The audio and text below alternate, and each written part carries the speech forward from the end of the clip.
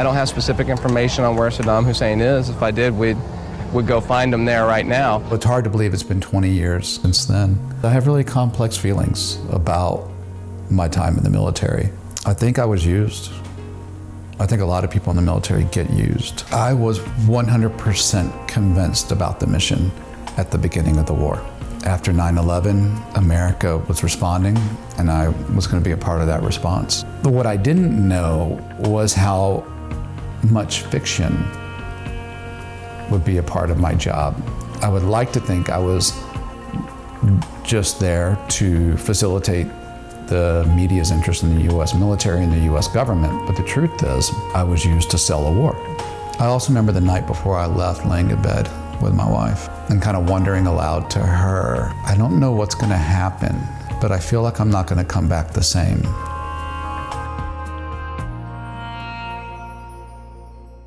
I joined the Marines in 1990, and in 2003, I went from representing the Marine Corps in the entertainment industry in Hollywood to representing the U.S. government and the United States Central Command in the invasion of Iraq.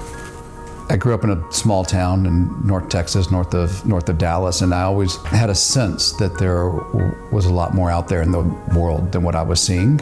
And for me, it seemed like the military was a way to kind of get out there and see the world. I knew nothing about Arabs or the Middle East. I mean, just nothing. This was before the internet. There are 3 TV channels. I'm thinking one of the earliest images I have of the Middle East might be a Goldie Hawn movie. Highness.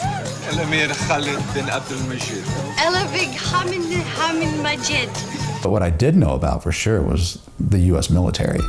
My family, we have a long line of a military tradition where my father, my grandfather on both sides, my grandfather's grandfather, going all the way back. The U.S. military, when it was preparing for the invasion, this was like early 2003, was sending hundreds of thousands of military people to Iraq. Great majority of those would know very little about the region, the language, or the culture. I mean, most of them wouldn't. Much like Hollywood, I was cast to play a role because I had a Texas accent, I had blue eyes, I had a son back at home and a wife back in the States.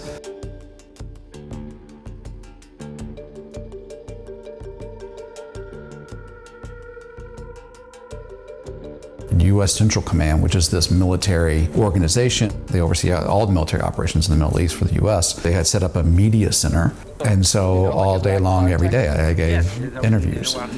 I was only in Doha for 7 months in 2003, but it was during those months that I spent every day, really, with Al Jazeera producers and reporters. While I was there, Secretary of Defense Donald Rumsfeld started to say Al Jazeera showed beheadings, that they were the mouthpiece of bin Laden and Al-Qaeda, and that they were anti-American. Al Jazeera has a pattern of playing propaganda over and over and over again. There wasn't a lot of distinction in the U.S. between Al-Qaeda and Al Jazeera at that time. What I saw going into their newsroom in uniform was that they weren't buying the line that the U.S. military seemed to be part and parcel of, like packaging and marketing and selling.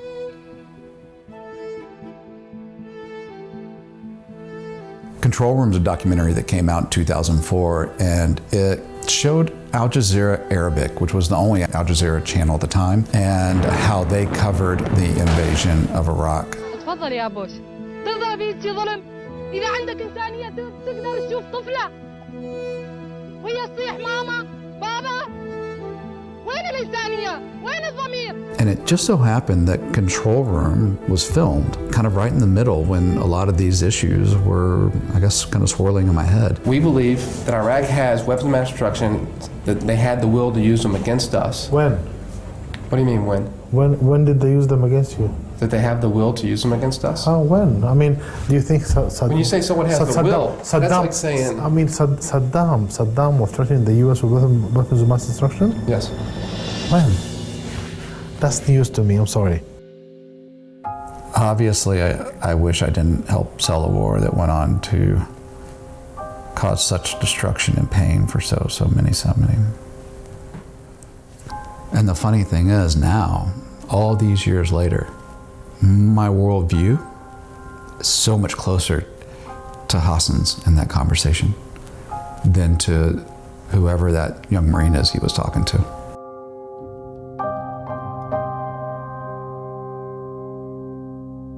I received a voicemail at my office, and it said, "Hey, Captain Rushing, you don't know me, but I just saw your movie at Sundance and wanted to say thank you." And I had no idea what this person was talking about. Googled my name and Sundance, and up came this movie, Control Room. And I was like, it's not me, I've never heard of it. And then I saw the headlines, and they were like Wall Street Journal, New York Times, LA Times. The theme of them seemed to be about this Marine who seemed to be sympathetic to the way Al Jazeera covered the war. And I knew that had to be me.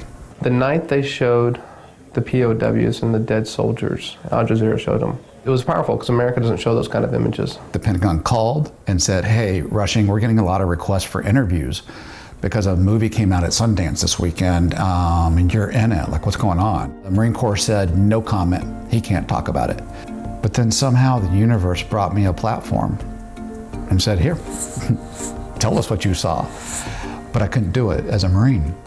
I got a call from a guy at the BBC who said he was helping to launch Al Jazeera English. He thought I should come to DC and meet him, and that was in 2004. Fox News, the #1 news channel in America, when they would promote me coming on their channel to give interviews, they would show me in uniform, and then it would say "traitor?" ? When I went on the Today Show, it was Josh Rushing, anti-American ? People in forums online would say I should be taken out, I should be killed before I give away too many secrets, that I was treasonous. And yeah, there were definitely a lot of threats against me. Before I took the job at Al Jazeera, people that I know and respected said, "You may never work again." For a Marine to go over, I think a lot of people really felt like I was a traitor.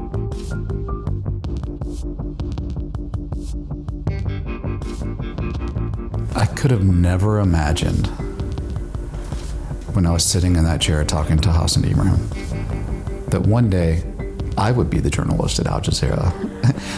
If you would have told me this Marine officer and this Al Jazeera reporter, years from now, only one of them is going to be an Al Jazeera reporter, and it's not Hassan, like, that would have made no sense in my mind. Kind of shed that identity and getting rid of the uniforms and the medals and all those kind of things. And it's hard for me to watch that film because it is like seeing a different life that I once lived.